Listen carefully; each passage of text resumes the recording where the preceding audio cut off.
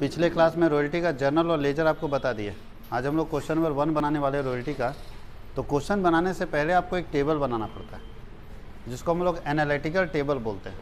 Analytical table का मतलब है कि आपको क्या क्या चाहिए जर्नल बनाते समय। मिनिमम रेंट चाहिए, रॉयल्टी चाहिए, लैंडलॉर्ड को कितना पेमेंट करेंगे वो चाहिए, शॉर्ट वर्किंग चाहिए, सरप्लस चाहिए, ये सब चाहिए ना। तो कैसे निकालोगे? तो हम लोग क्या करते हैं, एक टेबल बना देते हैं और उसी टेबल में सारा कैलकुलेट करके निकाल लेते हैं और फिर जर्नल एंट्री आराम से कर देते हैं। तो एक टेबल में सारा कैलकुलेट करके निकालेंगे। कैसे निकालेंगे? उसके लिए 9 कॉलम का एक टेबल बनाते हैं। टेबल जो बनता है उसमें 9 कॉलम होता है, 9 अलग अलग कॉलम होते हैं। तो क्वेश्चन नंबर 1 हम यहाँ पे बना देते हैं, उसको बोलते हैं एनालिटिकल टेबल। एनालिटिकल टेबल कितने कॉलम होते हैं? 9।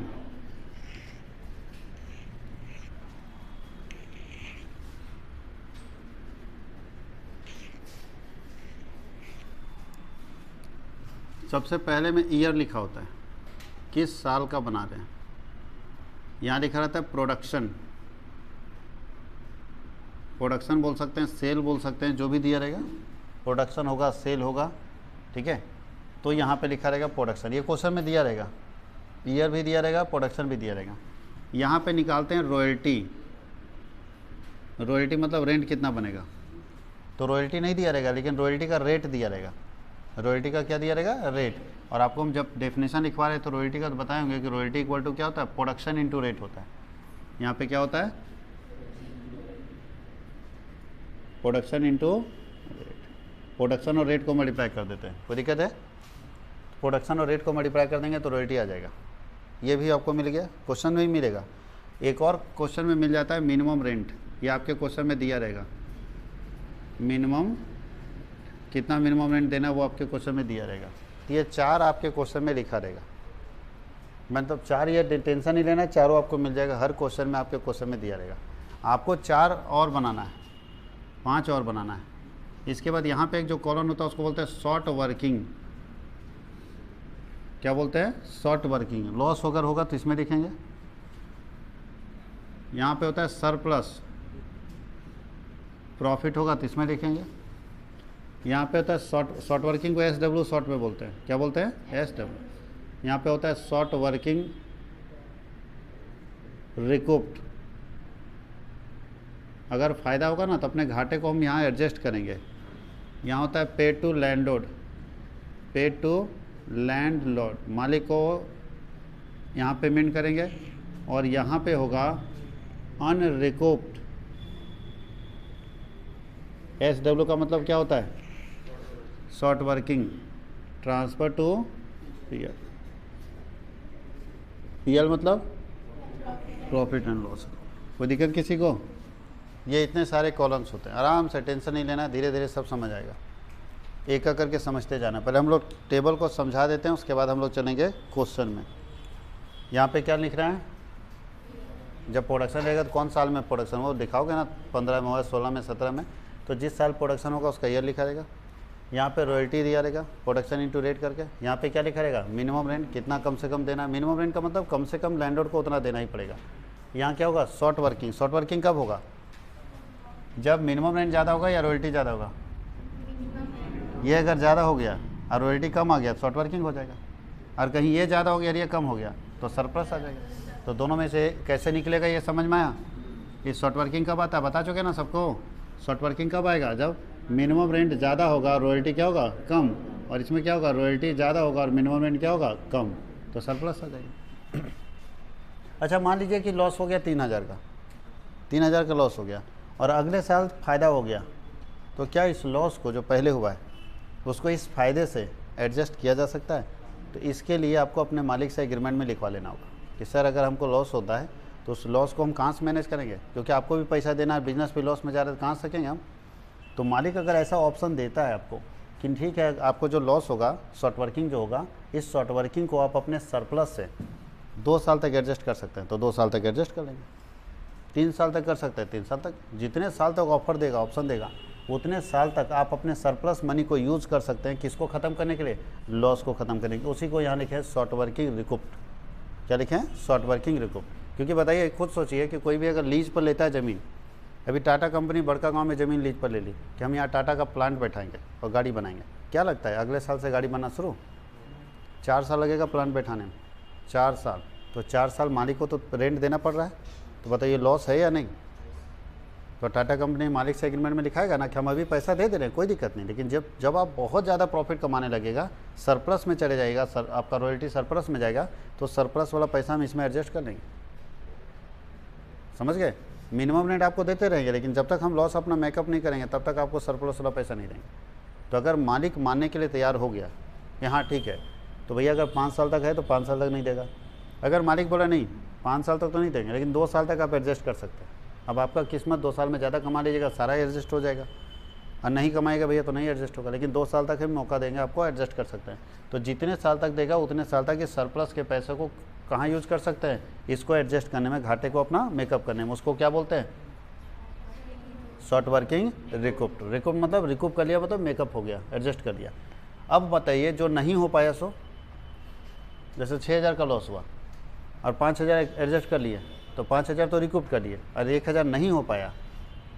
देखो यहाँ पे लास्ट में क्या लिखा है, पढ़िए तो, अनरिकूप्ड। जिसको रिकूप नहीं कर पाएंगे, अब क्या करोगे? मालिक ऑप्शन दिया था 1 साल, और 1 साल में किस्मत मेरे खराब रहा कि पूरा लॉस मैनेज नहीं हो पाया, हुआ लेकिन पूरा नहीं हुआ, तो क्या माना जाएगा? जो नहीं हुआ उसको, जो हो गया उसको कहाँ लिखेंगे? शॉर्ट वर्किंग रिकूप में, और जो नहीं हुआ उसको कहाँ उठा के डाल देंगे? क्या पढ़िए क्या लिखा है? अनरिकूप शॉर्ट वर्किंग। ऐसा शॉर्ट वर्किंग जो मेकअप नहीं हो पाया उसको कहाँ उठा के डाल देते हैं? पीएल में। कोई दिक्कत है? और इस कॉलम में क्या रहेगा? जो हम फाइनली लैंडलॉर्ड को पे करेंगे। अरे ज़मीन के मालिक को दीजिएगा ना पैसा है, तो जो फाइनली आप दीजिएगा पे टू लैंडलॉर्ड मिलेगा। सारे कॉलम को समझ गए? आपको सिर्फ 5 कॉलम भरना है, 4 तो दिया रहेगा क्वेश्चन में। अब हम क्वेश्चन पढ़ते हैं, आपके बुक में क्या दिया हुआ है। क्वेश्चन आप लोगों के पास अभी नहीं है, लेकिन पढ़ते हैं। बोल रहा है किंग एंड कंपनी टूक अ लीज अ माइन ऑन 1 अप्रैल 2016। 1 अप्रैल 2016 को किंग एंड कंपनी जो है वो लीज लेती है। किंग एंड कंपनी अगर लीज लेती है तो लेसी कौन है? लेसी मतलब होता है वह कंपनी या वह व्यक्ति जो लीज लेता है। तो यहाँ किंग एंड कंपनी लीज ले रहा है, तो लेसी किंग एंड कंपनी होगा ना। और मालिक, ज़मीन मालिक का नाम ही नहीं दिया है, लैंडलॉर्ड का। चलो कोई बात नहीं, नहीं देगा तो क्या मानेंगे? नाम नहीं देगा तो लैंडलॉर्ड ही मानेंगे उसको, लैंडलॉर्ड ही है। चलिए कोई बात नहीं, 20 साल के लिए लीज पर लेता है। कितने साल के लिए? 20 साल के लिए। यानी किंग एंड कंपनी 20 साल के लिए लीज पर कोई ज़मीन लेता है। The rate of royalty was 3 पर टन। ध्यान देना, रेट ऑफ रॉयल्टी कितना डिसाइड हुआ है? 3 रुपीज़ पर टन। यहाँ ₹3 कर देते हैं, 3 रुपये याद रखिएगा। और क्या 3 रुपया पर टन, मतलब जितना टन निकालेगा कोयला उतना 3 रुपये इसको मिलेगा। कोई दिक्कत है? आगे पढ़ते हैं। उसके बाद क्या बोलता है? मिनिमम रेंट दिया 20,000, तो 20,000 मिनिमम रेंट में भर देंगे हर साल। आगे क्या बोल रहा है? 3 साल का आपके पास प्रोडक्शन दिया हुआ है। कौन कौन सा है? 2016-17, थोड़ा ध्यान दीजिएगा, 17-18 और 18-19, यही है ना? ये प्रोडक्शन आपके पास दिया हुआ है। चलिए प्रोडक्शन बताइए कितना कितना। नीचे देखिए लिखा हुआ है 4,000 टन, ये टन में है। दूसरा क्या है? 8,500 टन और 10,200 टन। यहाँ तक कोई दिक्कत है? ये आपके बुक में लिखा हुआ है कि कितना कितना प्रोडक्शन हुआ है। तो 2016-17 में 4,000 टन प्रोडक्शन हुआ है, 17-18 में कितना हुआ है, और 18-19 में रॉयल्टी कितना है? 3 रुपया। क्या केजी या टन? बताओ जी, इतना टन प्रोडक्शन हुआ, 3 रुपये 1 टन का प्राइस है, तो रॉयल्टी कितना बन जाएगा? कोई दिक्कत है? अरे 4,000 टन प्रोडक्शन हुआ, 1 टन का 3 रुपये रेट है, तो 4,000 × 3 12,000। इसका कितना आएगा? 8 × 24 25,500। और इसका कितना आएगा? 30,600। किसी को यहाँ तक में कोई दिक्कत हुआ? ये और ये तो आपके बुक में दिया ही रहेगा, ये मल्टीप्लाई करके निकाल लेना है, जो हमेशा रेट दिया रहेगा। मिनिमम रेंट भी दिया हुआ था, गौर कीजिएगा, शायद 20,000 था जी। 20,000 प्रत्येक साल है, तो 20,000 यहाँ भी है, 20,000 यहाँ भी है, और 20,000 ये 4 क्वेश्चन में दिया रहता है, चारों भर दिए। कोई दिक्कत किसी को? अब जानते हैं आप लोग कि वो 5 कॉलम भरने के लिए एक चीज़ चाहिए बस। वो 5 भरने के लिए सिर्फ एक जानकारी हमको चाहिए। क्या जानकारी चाहिए? कि शॉर्ट वर्किंग को कितने दिन तक आप मैनेज कर सकते हैं, बस इतना ही। अच्छा, कोई मालिक बोल दिया हम मैनेज नहीं करेंगे, तुम्हारा घाटा तुम समझो, तो ये सब कॉलम होना कुछ नहीं बनेगा, कुछ बन में नहीं करेगा। क्योंकि अब बताओ जी, बोल दिया तुम्हारा घाटा तुम समझो, तो क्या आप ये सब बनाओगे? सरप्लस, शॉर्ट वर्किंग, कुछ नहीं, सीधा पीएल में डालो, सब नुकसान समझो अपना, घर से घाटा। तो सीधा एक कॉलम ये बनेगा पे टू लैंडलॉर्ड, और जितना घाटा हो रहा सब उठा उठा के कहाँ डाला होगा? पीएल में वो तुम्हारा घाटा हो गया। लेकिन इतना ड्रामा इसलिए है कि मालिक मेकअप करने दिया है, तो हमको ढूंढना पड़ता है कितना घाटा हुआ, कितना मेकअप हुआ, कितना बच गया। बात समझ गए? तो अगर आपके क्वेश्चन में शॉर्ट वर्किंग कितना दिन तक रिकूप होगा इसके बारे में जानकारी नहीं है तो क्वेश्चन में इतना लंबा कॉलम नहीं बनेगा, सिर्फ एक कॉलम और बना के काम चला लेना। लेकिन ऐसा नहीं होगा, सब क्वेश्चन में दिया रहता है। देखिए इसमें लिखा है short working can be recovered until the end of second year. बोला short working can be recover until the end of second year, मतलब शॉर्ट वर्किंग को सेकेंड ईयर के लास्ट तक मेकअप किया जा सकता है। यहाँ तक सेकेंड ईयर के लास्ट ही है ना, शॉर्ट वर्किंग को सेकेंड ईयर के लास्ट तक मेकअप किया जा सकता है, तो सेकेंड ईयर का लास्ट ही है ना, यहाँ तक मेकअप किया जा सकता है। अभी देखो 5 कॉलम कैसे भरेगा, यहाँ ध्यान दीजिएगा सारे बच्चे। शॉर्ट वर्किंग कैसे निकलता है देखो तो,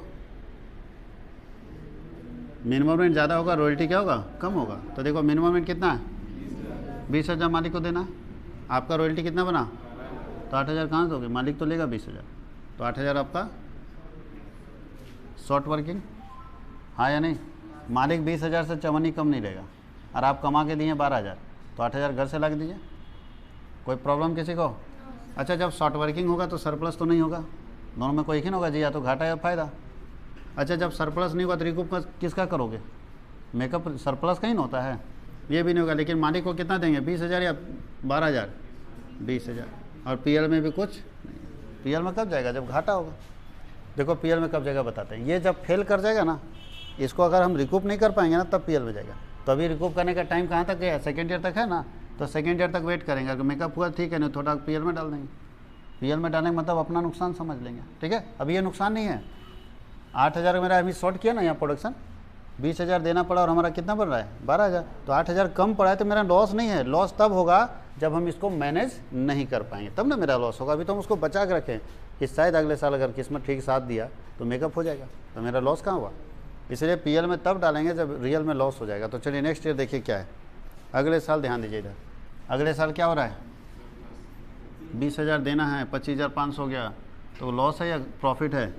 तो इसमें ब्लैंक मारिए, शॉर्ट वर्किंग नहीं है, सरप्लस है। कितना सरप्लस है, कोई दिक्कत है? अच्छा, मालिक क्या बोला था, सेकेंड ईयर तक मेकअप कर सकते हैं ना। कितना घाटा, कितना फ़ायदा, तो कितना यहाँ मेकअप हो सकता है। अरे पूरा 5,500 मेकअप कर लेंगे ना, फिर भी क्या मेरा सारा घाटा मैनेज हो गया। तो कितना वहाँ जाएगा लास्ट में, 2,500 यहाँ जाएगा, क्योंकि यहाँ क्या जाता है, यानी 2,500 मेरा अनरिकूप रह गया, उसको पीएल में ट्रांसफ़र कर। यहाँ मालिक को कितना देना है, 20,000 से कम लेगा नहीं, हाँ या नहीं। अब देखो 8,000 अभी लॉस हम नहीं माने थे, मेरा 5500 एडजस्ट हो गया, लेकिन 2,500 मेरा लॉस हो गया, वो मेरा पैसा डूब गया। अब तीसरे साल चल रहे हैं। अच्छा, अब ऑप्शन है मैनेज करने का, ऑप्शन ख़त्म। अब भैया जो कमाएगा मालिक को देना होगा। अब बताओ यहाँ पे कितना फ़ायदा हो रहा है, यहाँ 20,000 देना था, 30,600 कमा लिए, तो शॉर्ट वर्किंग तो नहीं है, सरप्लस है। कितना सरप्लस है, क्या इस सरप्लस को यहाँ यूज कर सकते हैं। यहाँ मालिक तब यूज करने देता है जब हमको घाटा होता है। आपके पास क्या घाटा है, जो था सो तो पीएल में डाल दिया, मतलब ऑप्शन ख़त्म हो गया, डेट एक्सपायर हो गया उसका। तो डेट एक्सपायर हो गया, तो ये फ़ायदे को आप कौन सा घाटा मैनेज करोगे, कि जब ऐसे ही कर देंगे कोई घाटा। मालिक इतना बेवकूफ़ नहीं है, वो आपको ऑप्शन दिया कि ठीक है तुम नुकसान में है, ठीक है रो रहा है तो छोड़ देते जाओ। अब उसका भी पैसा तुम रख लोगे, 10,600 जुगाड़ लगाते हैं, किधर घाटा है तो वो जुगाड़ लगाने नहीं देगा, बोले पैसा दो, तुम्हारा घाटा एडजस्ट करने हम दे दिए, ऑप्शन ख़त्म हो गया ना जी। हाँ, एडजस्ट करने का वैलिडिटी ख़त्म भैया, आप जो कमाओ लो। तो ये 10,600 सरप्लस 20,000 में जोड़ के आपको दे देना होगा मालिक को, हाँ या नहीं, कोई दिक्कत है। यानी अब जो फ़ायदा कमा रहा हो मालिक का किस्मत है, मालिक कमा रहा है, उसमें आप कैसे रोक सकते हैं। मालिक को तो रॉयल्टी ना चाहिए, तो रॉयल्टी मांग लिया। मालिक को क्या चाहिए जानते हो, दोनों में जो ज़्यादा होगा मालिक को चाहिए दोनों में जो ज़्यादा होगा, समझ गए। यहाँ देखो दोनों में कौन ज़्यादा था, 20,000 लिया, यहाँ पे दोनों कौन ज़्यादा था, तो कितना लिया, क्यों, क्योंकि ये खुद मालिक छोड़ दिया था कि तुम मेरे प्रॉफिट को एडजस्ट कर सकते हो, जाओ रख लेना मेरा प्रॉफिट, तब ना 5,500 छोड़ा वो, नहीं तो छोड़ता वो 25,500 लेता। लेकिन इसलिए छोड़ा क्योंकि वो खुद ऑप्शन दिया था कि सेकेंड ईयर के लास्ट तक तुम मेरे प्रॉफिट से, मेरा जो एक्स्ट्रा पैसा होगा उससे तुम अपना लॉस मैनेज कर लेना। ये हो गया पूरा टेबल। अब आपको इसका जर्नल बनाना है और लेजर बनाना है, तो आज हम लोग जर्नल कंप्लीट करेंगे। और 1 साल का 3 जर्नल बनता है। 1 साल का कितना जर्नल बनता है, 3। अब 3 जर्नल 1 साल का बनेगा तो 3 साल है, इसका मतलब है 9 जर्नल बनेगा। तो चलिए हम लोग करते हैं जर्नल एंट्री।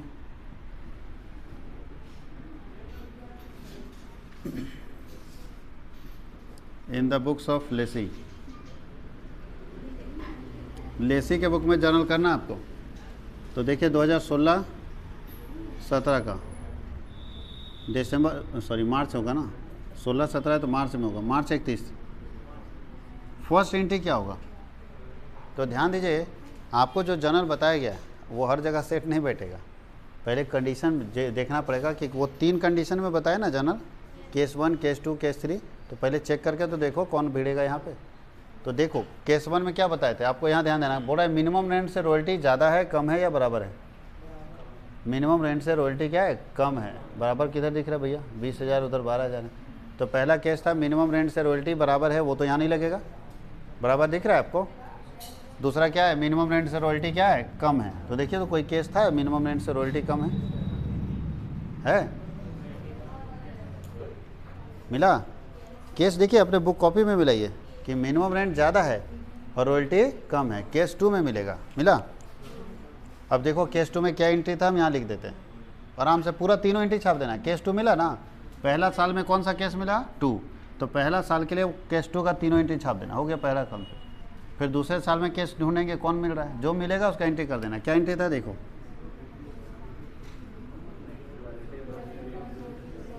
रॉयल्टीज़ बहुत बार लिखा जाता है, यहाँ बहुत सारा पैसा होता है, यही ना था। नरेशन वगैरह सब डिटो छपेगा, आपको मेहनत करना खाली केस मिलाने में। कौन केस मिला, 3 एंट्री छाप दो। नरेशन क्या था,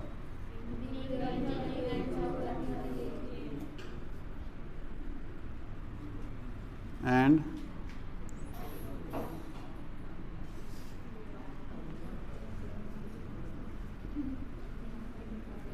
कोई दिक्कत है, पहले एंट्री कर लेते हैं। सेकेंड एंट्री भी होगा मार्च 31 को। क्या होता है, landlord account debit two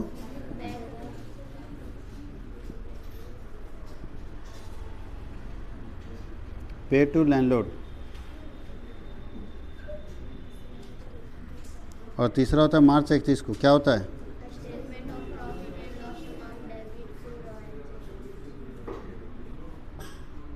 statement of PL account debit to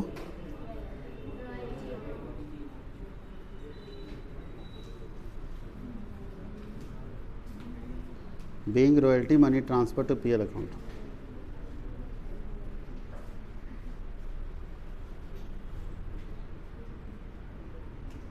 एक साल का बना है अभी, कितने साल का कंप्लीट हुआ है। अब चलिए 1 साल का यहाँ से अमाउंट भी बना सीखते हैं। तो पहले साल का देखो एकदम सब सजा के रखा हुआ है, जो चाहिए यहाँ से उठा लो। चलिए पहला साल का रॉयल्टी ड्यू कितना है, सारे बच्चे बताएं कितना है। पहला साल का शॉर्ट वर्किंग कितना है, तो इतना तो हम लोग का दिमाग काम करता है कि डेबिट इक्वल टू क्रेडिट होना चाहिए। जन्म में डेबिट और क्रेडिट का अमाउंट बराबर होना चाहिए, अलग अलग बराबर। तो यहाँ बताओ 12 और 8 20 है, यहाँ भी कितना आएगा। कोई प्रॉब्लम किसी को। चलिए दूसरा बताइए, यहाँ क्या लिखा है, पढ़िए तो क्या नरेशन से पता चलेगा किसका अमाउंट डालना है। क्या लिखा है, पे टू लैंडलॉर्ड। हमने लैंडलॉर्ड को कितना पे किया, कोई प्रॉब्लम है, आपको यहीं से पता चलेगा किसका अमाउंट भर देना है यहाँ पे। और लास्ट में देखो तो क्या लिखा है, रॉयल्टी का पैसा हम ट्रांसफ़र करें पीएल में। मेरा रॉयल्टी कितना था, तो 12,000 ट्रांसफ़र कर दो पीएल में। किसी को कोई दिक्कत, कोई दिक्कत। पहला केस बना पहला साल, इसके ध्यान दीजिए, आप लोग अलग अलग फॉर्मेट मत खींचेगा, इसको जर्नल के फॉर्मेट में बनाना है। ये जर्नल का फॉर्मेट खींच लिए, इसके जस्ट यहाँ पे लिखिएगा 17-18। क्या लिखेंगे, 17-18, एक ही फॉर्मेट में कंटिन्यू करते जाएंगे। मेरे पास जगह नहीं था, हम इधर आ जा रहे हैं।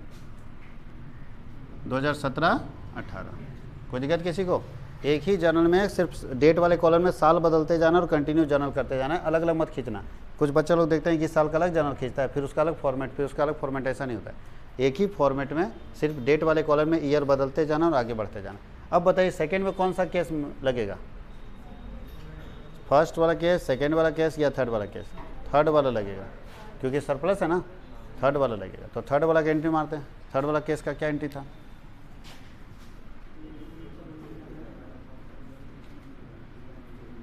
Royalty account debit to landlord account. Narration क्या था?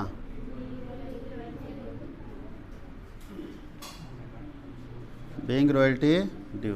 दूसरा बताइए, दूसरा होता है लैंडलॉर्ड अकाउंट डेबिट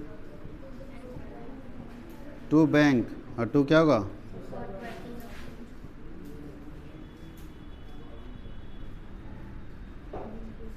नेशन क्या होगा? Pay to landlord and short working recoup.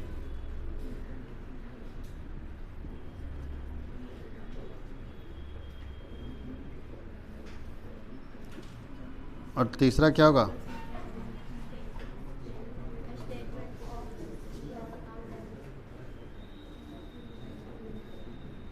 Statement of PL account debit to narration to short working भी हो जाएगा यहाँ पे।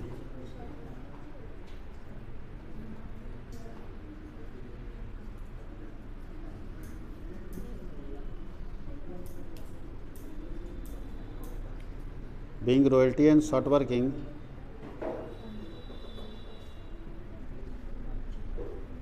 Transfer to PL account. इधर ध्यान दीजिए, आप लोग अपने फॉर्मेट में चेंज मत कर दीजिएगा। शॉर्ट वर्किंग कभी कभी लगता है, इसलिए फॉर्मेट में सही लिखा गया है। सेकेंड केस में आप ये एंट्री में यहाँ पे statement of PL to royalty लिखोगे, बिल्कुल सही है, वो वही आपको लिखना भी है। ये कब लिखाएगा वो हम समझा देंगे, ठीक है? कोई दिक्कत है? ये एंट्री लिखा हुआ था सबके पास, ये एंट्री लिखा हुआ है। ये एंट्री कब लिखेंगे जानते हैं? जब इस कॉलम में अमाउंट रहेगा। ये भी तो पीएल में गया है कि नहीं गया? तो जिस साल इस कॉलम में अमाउंट रहेगा उसके तीसरे एंट्री में ये जरूर जोड़ेंगे। अगर पहले साल में ही एक पीएल में चला जाता तो यहाँ पे जुड़ता। बात समझ गए? तो किसी के भी तीसरे एंट्री में जुड़ जाएगा जिस साल इधर नजर आएगा पीएल में। तो ये सेकेंड ईयर में था, इसलिए यहाँ पे शॉर्ट वर्किंग को पीएल में ट्रांसफर कर दिया, क्योंकि ये क्या गया देखो तो, अनरिकूप शॉर्ट वर्किंग पीएल में ट्रांसफर हुआ। तो हम लोग यहाँ शॉर्ट वर्किंग को ट्रांसफर कर दिए। तो इसलिए ये दिखे, नहीं तो अपने फॉर्मेट में आप मत लिखिए। फॉर्मेट में जो आप लिखें सही है। अमाउंट भरिए, कैसे कैसे भरेंगे सेकेंड ईयर का? रॉयल्टी बताओ सेकेंड ईयर का कितना है? 25,500। जर्नल के फॉर्मेट में लिखना आपको, 5 कॉलम बना के लिखिएगा। 25,500। बताइए लैंडलॉर्ड को कितना पेमेंट किए? 20,000। और सरप्लस, ये शॉर्ट वर्किंग भले लिखा हुआ है लेकिन अमाउंट लिखा जाएगा सरप्लस का। सरप्लस कितना है? 5,500। हो गया बराबर? हो गया ना? अब नीचे क्या बोलता है कि रॉयल्टी और शॉर्ट वर्किंग को ट्रांसफ़र करना पीएल में। तो रॉयल्टी का कितना पैसा है? 25,500। और शॉर्ट वर्किंग का कितना है? अरे आपको रॉयल्टी तो ट्रांसफ़र करना है, रॉयल्टी का कितना हो गया? 25,500। और शॉर्ट वर्किंग का पैसा, शॉर्ट वर्किंग कितना जा रहा है? 2500। दोनों मिला कितना हो गया? 28,000 पीएल में जाएगा। कोई दिक्कत है? 28,000 कहाँ जाएगा? पीएल में। अब तीसरा साल बताइए, तीसरा साल में क्या हो रहा है? कौन सा केस लगेगा?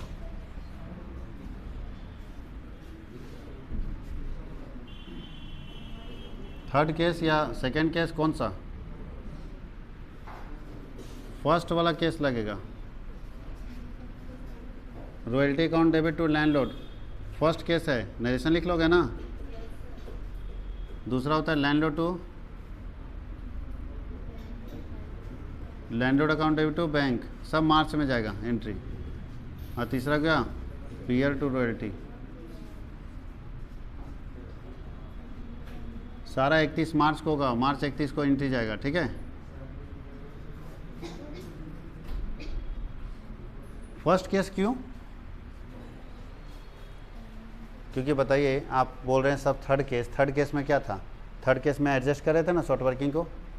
इसमें कहाँ एडजस्ट हो रहा है? ध्यान दीजिएगा, ऐसा मत सोचिएगा यहाँ बढ़ जा रहा है तो ऐसा नहीं।